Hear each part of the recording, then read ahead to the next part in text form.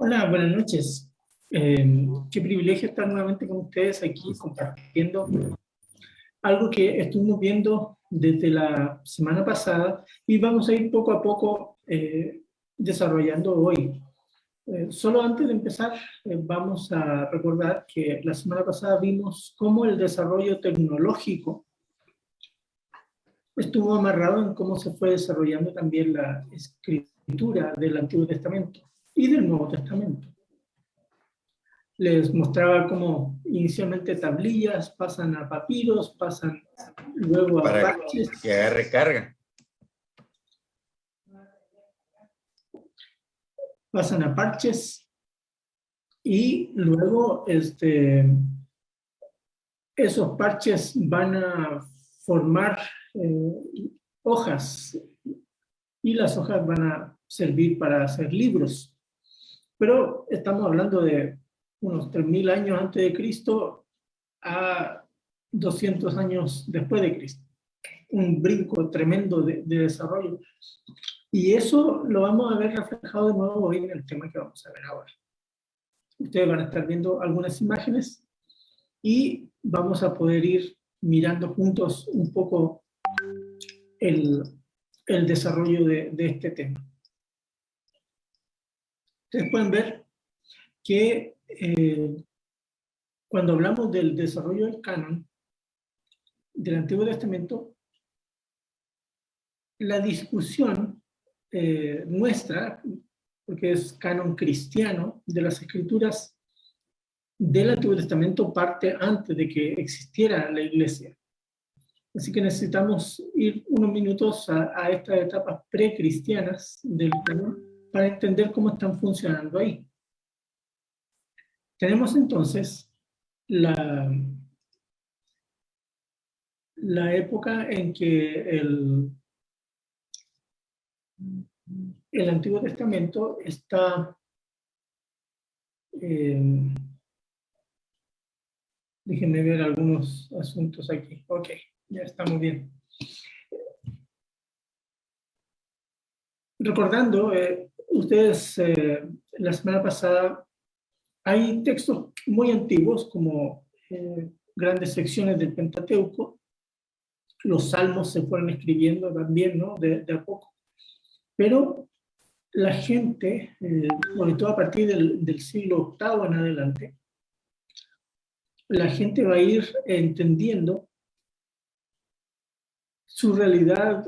Israel del norte fue llevado cautivo y eso hace que la gente empiece a pensar, a reflexionar y comienzan a aparecer los nuevos escritos de los profetas, por ejemplo, del siglo VIII que les mencionaba la semana pasada, que ellos comienzan a escribir más y de a partir de ahí en adelante. Pero pareciera que no hay una conciencia en las comunidades de Israel de que lo que están teniendo ante sus ojos es palabra de Dios, salvo el Pentateuco. Y avanzado en la historia de Israel, entonces poco a poco va a ir habiendo un reconocimiento de la autoridad, no solo de la ley, sino también de los profetas. Ustedes recordarán, por ejemplo, que Ezequiel menciona a Jeremías como un profeta que escribe. También profetas menores más adelante van a reconocer a Isaías y lo van a mencionar. Entonces uno se da cuenta que poco a poco los distintos autores van reconociendo el trabajo de los demás y las comunidades judías, sobre todo las comunidades después del destierro, ellos van entendiendo que esos escritos tienen algo diferente, que es importante preservarlos y leerlos y de ahí desprender enseñanzas. Así que los profetas, por ejemplo, un profeta que escribe una profecía que iba a suceder y la destrucción de Jerusalén, por ejemplo, y viene y destruye Nabucodonosor Jerusalén. No es que, bueno, esto ya se cumplió, lo guardamos, ya no nos sirve. No, ellos veían ahí no simplemente una profecía que podía servir predicción y recordar, oh, bueno, ese profeta nos dijo que iba a pasar algo. El profeta ahora está sirviendo de enseñanza para Israel. Entonces, por eso los empiezan a juntar y a coleccionar estos escritos. Y propiamente los escritos que hoy conocemos como el Pentateuco y los grandes profetas, desde el libro de Josué hasta los profetas llamados profetas menores, prácticamente todos esos textos eran muy copiados y muy respetados. Los últimos textos, que en la Biblia hebrea se llaman los escritos, están en una fase muy fluida. Ya fueron escritos, pero no todas las comunidades judías los reconocen o los conocen. Los salmos sin duda sí. En el Nuevo Testamento se mencionan los salmos por todos lados. Pero llama la atención, por ejemplo, que en el Nuevo Testamento no se menciona a Esther para nada. Y entonces muestra que hay una fluidez en esos escritos, en cómo se consideran los escritos. Y en el primer siglo están todavía, ya de nuestra era, en la época del Señor Jesús y posterior, están todavía las comunidades judías discerniendo qué usar, qué no usar, cuándo usar algunos textos. Eso es importante tenerlo en mente. Y algo que uno nota, por ejemplo, cuando se descubre Qumran, les hablé un poco de eso la semana pasada, ahí se encontraron rollos de prácticamente todos los libros del Antiguo Testamento, lo que nosotros llamamos Antiguo Testamento, y también otros libros de otros tipos. Y eso muestra que esa comunidad tenía ciertos textos que ellos consideran autoritativos para ellos. Igual, por ejemplo, en Masada, ¿recuerdan esa planicie donde los romanos sitiaron y los judíos que vivían en ese lugar se suicidaron finalmente? Ahí quedaron también manuscritos en ese lugar.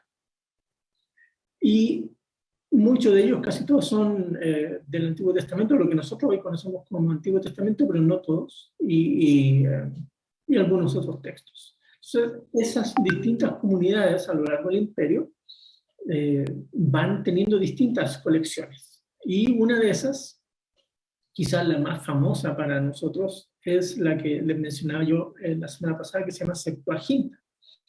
Esa comenzó a escribirse unos 200 años antes de Cristo, a traducirse del hebreo y arameo al griego, y para la época del Nuevo Testamento ya estaba completa.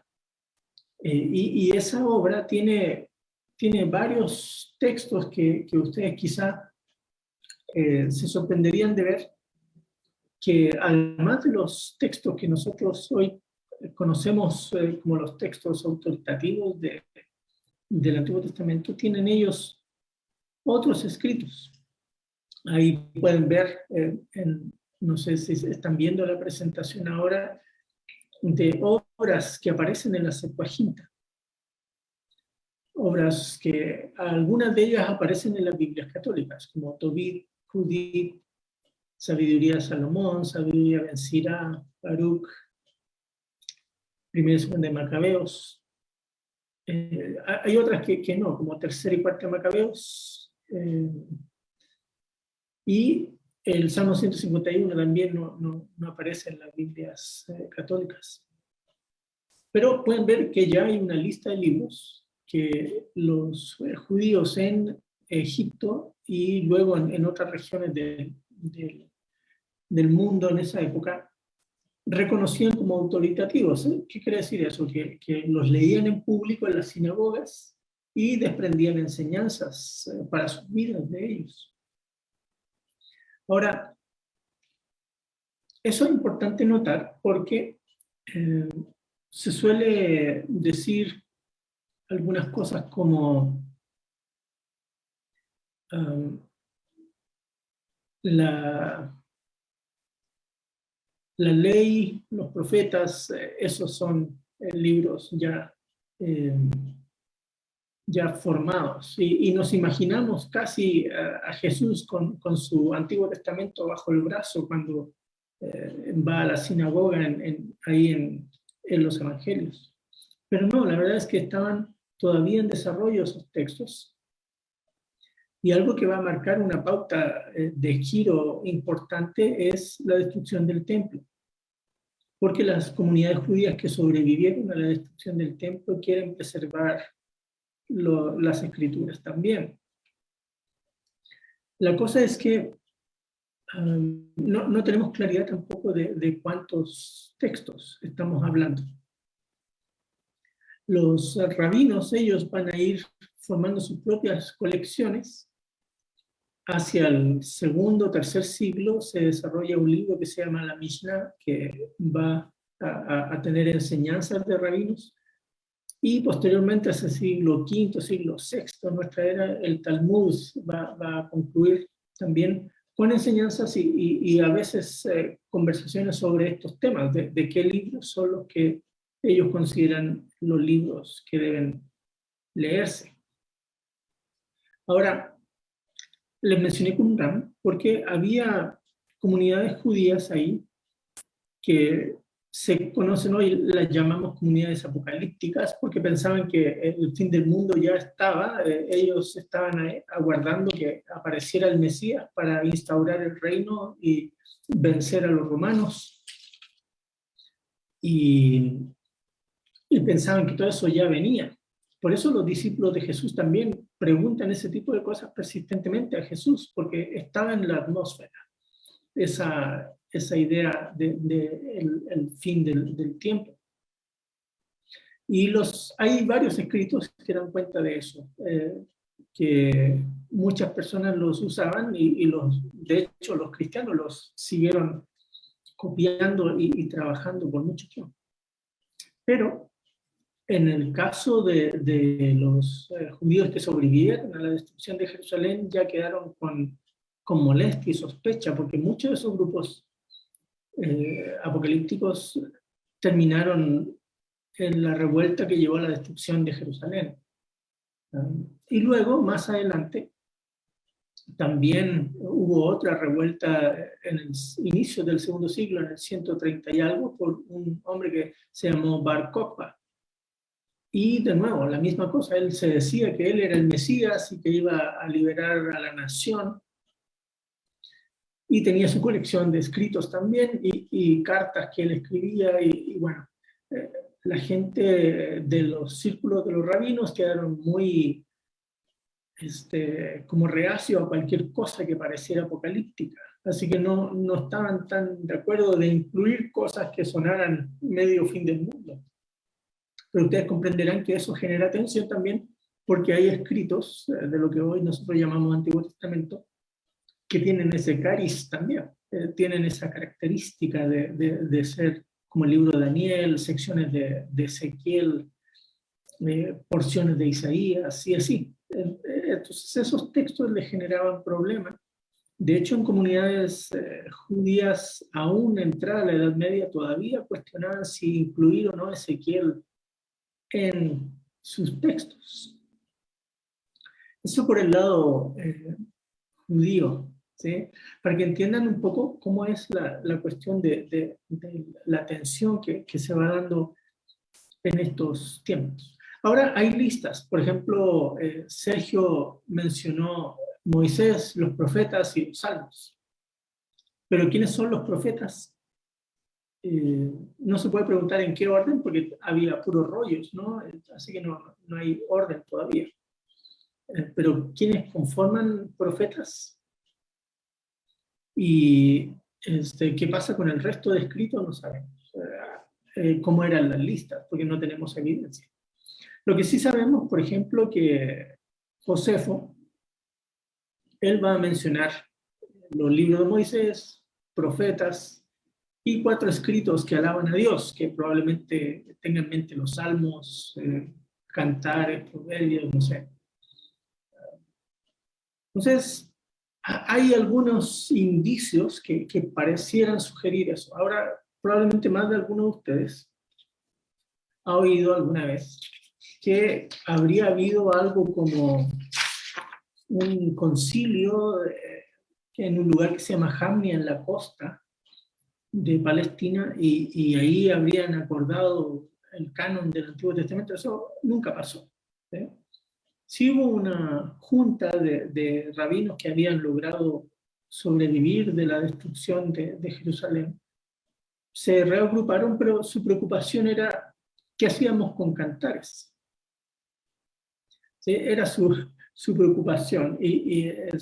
Si al leerlo era o no legítimo el texto, porque ustedes saben, Cantares habla mucho del amor entre un hombre y una mujer. Y les resultaba difícil para ellos entender si eso podía ser algo que era digno de incluirla en su lista de libros. Pero no fue un concilio o algo similar. Fue un grupo de judíos que conversaron el tema y con el tiempo se fue asentando. El tema, más bien, derivó de las discusiones en el mundo cristiano. Porque los cristianos usaban, como les mencioné la semana pasada, también la Septuaginta por muchos años. Estamos hablando de que los cristianos desde el mero inicio hasta siglo IV, siglo V, o sea, por 200, 300 años, usaron la Septuaginta como su Biblia. Esa era su Biblia, el Antiguo Testamento. Y además fueron agregando los textos que hoy conocemos como el Nuevo Testamento. Así que ese era un asunto ahí.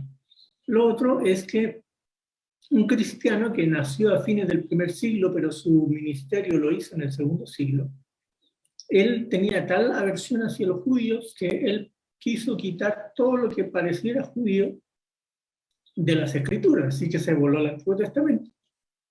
Y de lo que él consideraba importante para él en el Nuevo Testamento, básicamente se quedó con Pablo y algunos segmentos de Lucas. Pero cualquier cosa que oliera judío no lo quería ver. Y eso hizo que las demás iglesias empezaran a pensar, bueno, ¿qué es este tipo para tomar ese tipo de decisiones?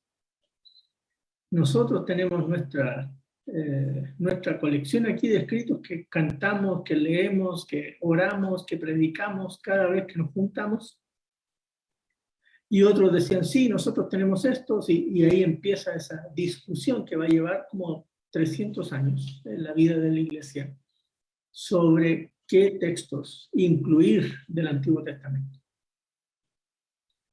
Y hay divergencia en los padres de la iglesia. Y quisiera, no sé, Josué, si me ayudas poniendo una cita de Atanasio, que es algo extensa, pero es buena ahí.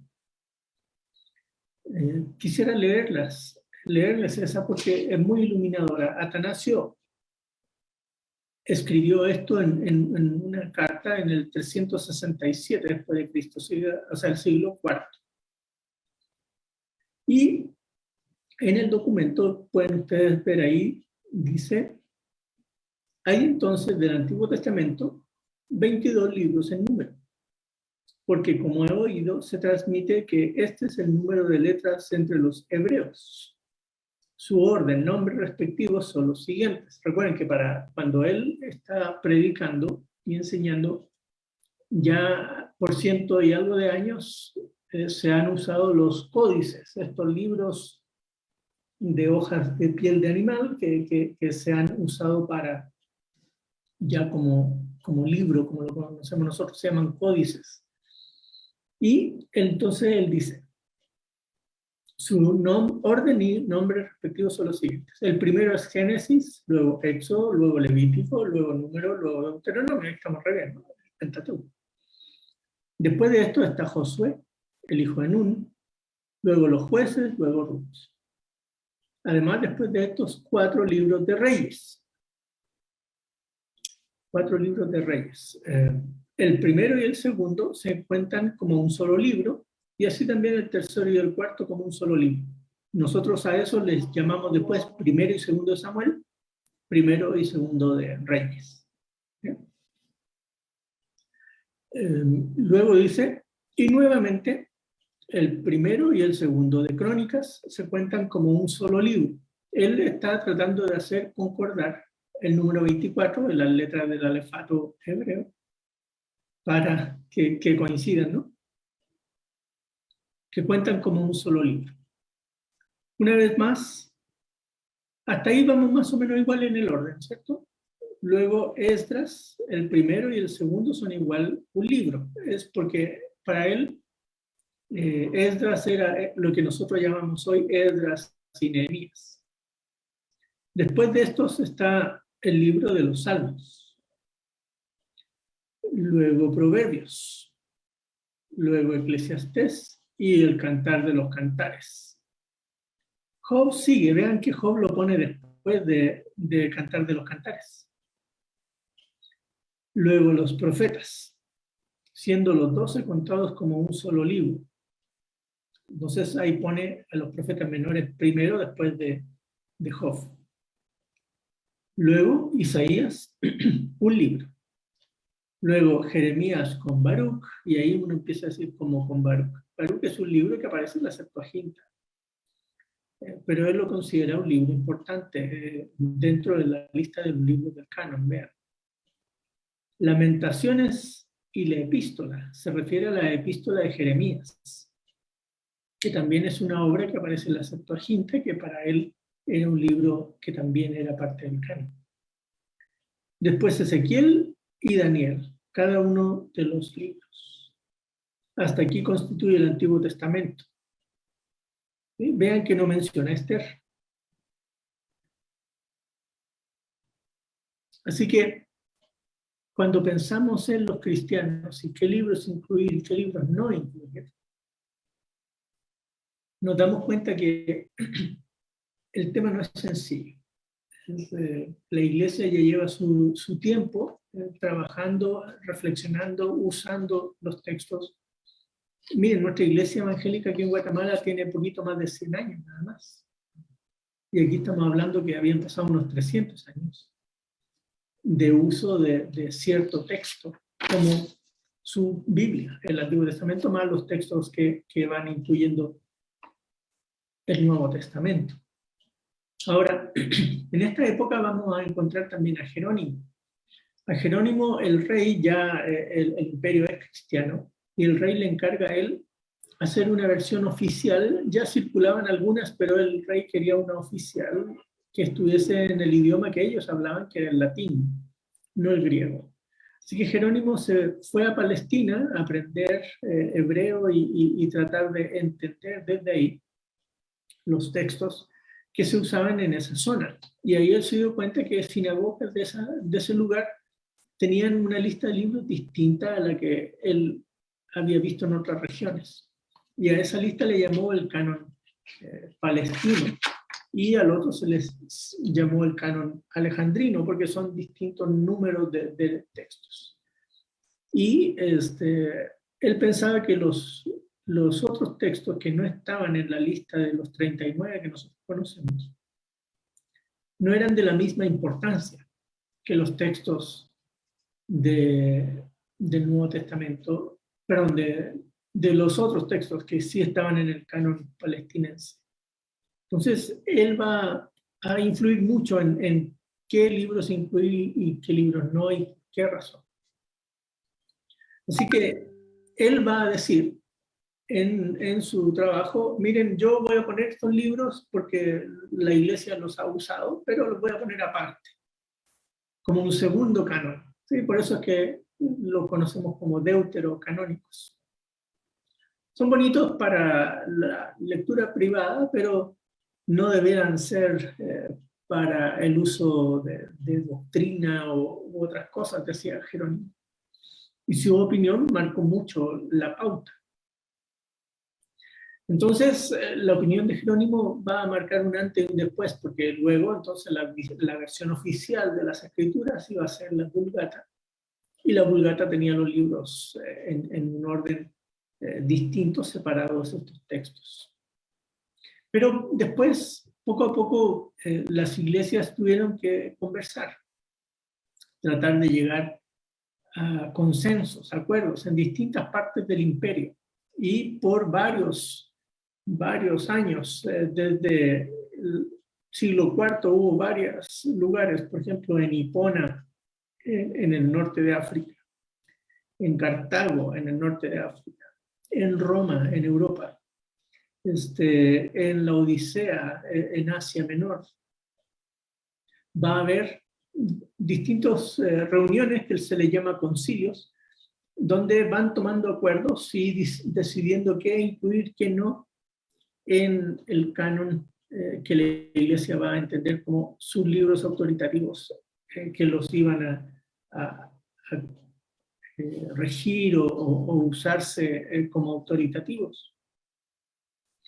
Y en cada uno de estos se van decidiendo algunas cosas, de algunos textos incluir, algunos no, pero los textos que siempre estuvieron ahí rápido fueron los que nosotros hoy conocemos como los 39 libros que nosotros tenemos del Antiguo Testamento, y otros textos no. Por ejemplo, en el canon que se da en Roma se incluye sabiduría, eclesiástico, Tobit, Judí, primera y segunda Macabeos. En Hipona se incluyen otros. En Cartago se incluyen algunos de estos textos. Pero lo que complejiza todo esto es que eso es la iglesia en Europa, la iglesia de Occidente. La iglesia de Oriente, la iglesia donde ahora está Croacia, Rusia, Ucrania, Armenia, Grecia, Macedonia, todas esas zonas, la iglesia que guiaba y controlaba las decisiones no es la iglesia de Roma, sino la iglesia que estaba en Constantinopla. Y ellos decidieron incluir otros libros, pero no por las mismas razones. Así que al pasar los siglos, las iglesias no estaban todas de acuerdo de qué libros incluir o no. Por eso cuando se llega a la época de la Reforma, en la Reforma también vamos a encontrar que no todos estaban de acuerdo. De hecho, no sé si ustedes saben, pero a Martín Lutero en el Nuevo Testamento, eso lo vamos a mencionar la próxima semana, a Martín Lutero no le gustaba ni Apocalipsis ni Santiago, y no me acuerdo cuál era el otro texto que no le gustaba. Así que si fuera por él los había sacado del canon, pero no, así que ahí los dejó, pero al final de su traducción al alemán. Calvino no habló nada de eso, no le interesó el tema. Fue las siguientes generaciones de reformadores, la segunda, la tercera generación, que empezaron a hablar del tema, y muy focalizado, sobre todo en Inglaterra, es donde más se va a dar el tema. Y ellos son los que van a decir, no hay que incluirlos, y se va a hacer una especie de concilio, acuerdo ahí, de cristianos en Inglaterra, ya reformadores, o post-reformadores más bien, que ellos van a decir, no hay que incluirlos. De hecho, no querían poner cosas ahí que, por ejemplo, Cipriano Valera, que hizo la continuación de lo que Casiodoro Reina había traducido. Recuerden, Casiodoro Reina tenía la versión en español más importante que nosotros conocemos, y su traducción incluía los que nosotros llamamos deuterocanónicos. Pero Valera no estaba muy conforme con eso. Él decía, no, si el escrito contradice algo de lo que la Biblia dice, en otros textos no debe incluirse. O que no fuera un profeta divinamente inspirado, o que no fue originalmente escrito en hebreo.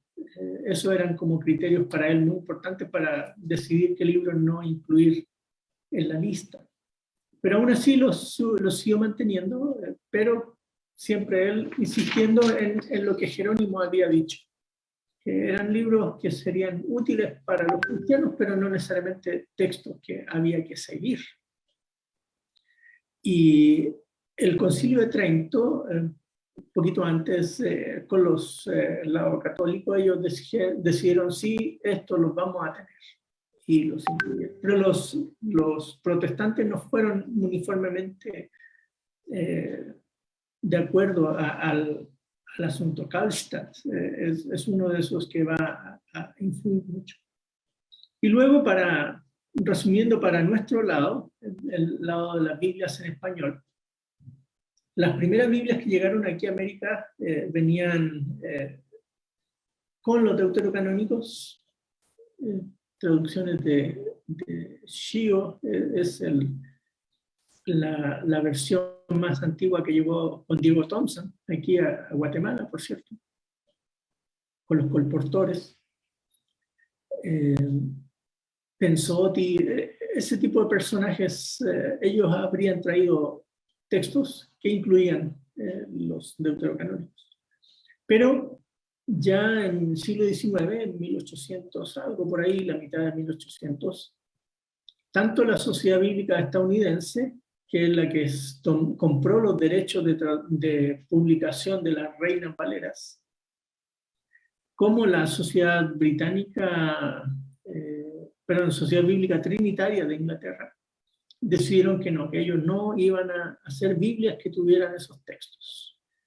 Entonces, en 1861, esta Sociedad Bíblica Estadounidense decidió quitar esos textos de la Reina Valera. Así que los primeros evangelizadores presbiterianos, luego metodistas, que empezaban a llegar aquí ya a fines del siglo XIX, ya traían Biblias que no traían los deuterocanónicos. Por eso es que los evangélicos no tenemos esos textos en nuestras Biblias, porque las reinas valeras que se nos trajeron ya no los traían.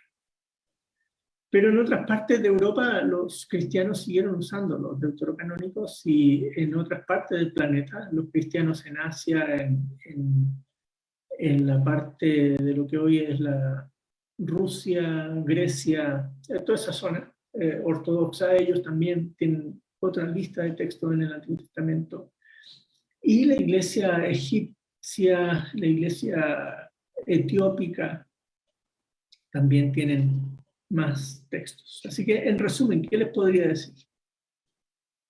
Nosotros, en términos generales, podemos ver que a través de los siglos de iglesia, cuando hablamos del Antiguo Testamento, el Nuevo Testamento es otra historia, lo vamos a ver la otra semana. Pero cuando hablamos del Antiguo Testamento, nosotros podemos decir que la iglesia usó los primeros 3-4 siglos la Septuaginta como su Biblia, tal como está, tal como la conocemos hoy, que ya para siglo III, siglo IV estaba escrita. De hecho, los manuscritos más antiguos, grandes, completos que tenemos de la Biblia, como el Códice Sinaítico, el Vaticano, el Alejandrino, que son textos grandes, todos ellos tienen la Septuaginta completa del Antiguo Testamento y el Nuevo Testamento, ¿sí?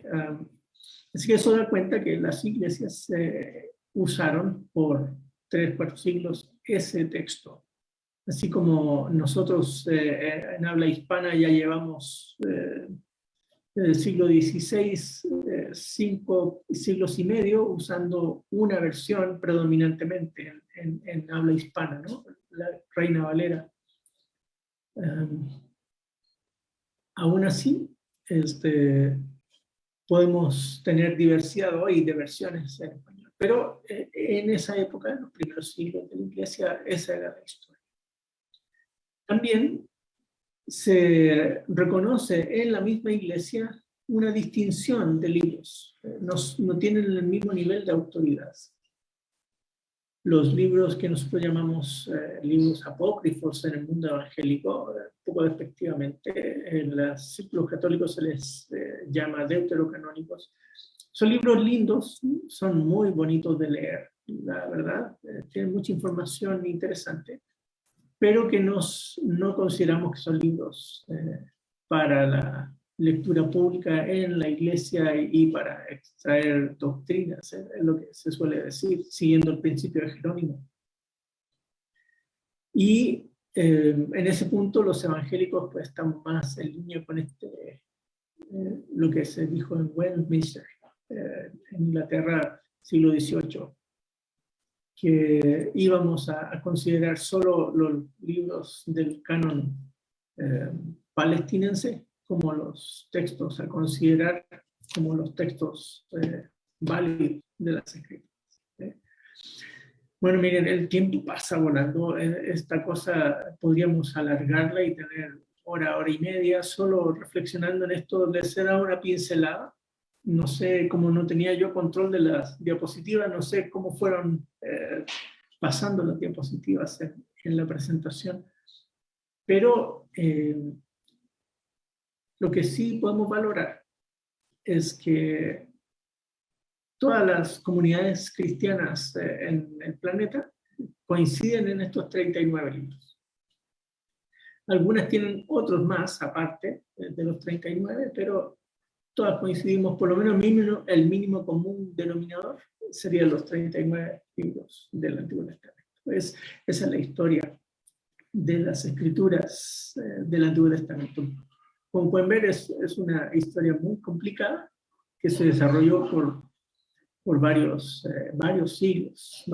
Hoy nosotros pensamos que la Biblia venía ya en varias versiones, en YouVersion, en su celular. Y ¿cómo que Atanasio no tenía su celular? ¿Es cierto? Esa es la cosa, ¿no? Que el desarrollo histórico a veces nos deja un poco atrás en las cosas, pero por ahí va. Si tuviesen alguna inquietud, alguna conversación, alguna pregunta, pueden enviársela a hermano Ricardo, él me la puede hacer, o el domingo ahí en la iglesia ustedes me pueden abordar. Miren, hermano Nelson, usted mencionó tal cosa, eso no me quedó claro, me lo puede aclarar, con gusto, lo podemos conversar el domingo. Pero por cuestiones del tiempo, lo dejamos hasta aquí. Que el Señor les bendiga.